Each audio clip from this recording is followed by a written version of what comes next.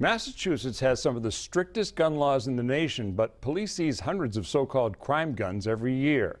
22 News I-Team reporter Tamara Sakarzik tells us about something they call ghost guns. That's right. Many of the guns seized in Massachusetts are registered in other states. According to the ATF, 178 guns from New Hampshire were used to commit crimes in Massachusetts last year.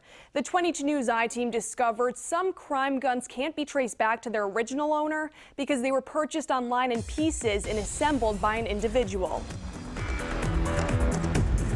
You're buying a piece here, a piece here, a piece here, you're making a gun. They're unregistered, unserialized, and completely legal. They're called ghost guns and can legally be purchased over the internet in most states with an FID card. Ghost guns are made with an unfinished receiver, which is the pistol frame that houses internal components such as the hammer and firing mechanism. Ghost guns don't require a serial number, but do require some modification.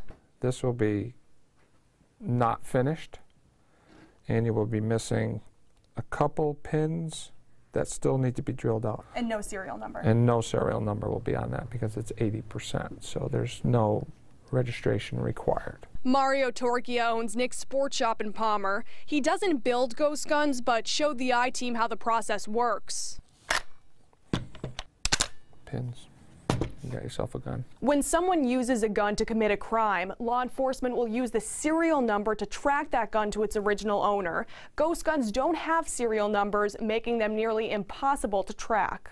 Mickey Lettingham is the special agent in charge of the ATF's Boston Field Division. He told the I-Team, if a person is prohibited from legally possessing a firearm, they're also prohibited from possessing a ghost gun. Once you turn that into an actual firearm, then you're in violation of federal law. Under Massachusetts law, a receiver qualifies as a firearm, which means if you manufacture it, you're legally required to register it. Yet dozens of unregistered ghost guns have been found on criminals across the state. So far this year, the ATF has confiscated 115 firearms that either have no serial numbers or obliterated serial numbers, a concern for lawmakers. Who knows how many guns are out here that they bought online?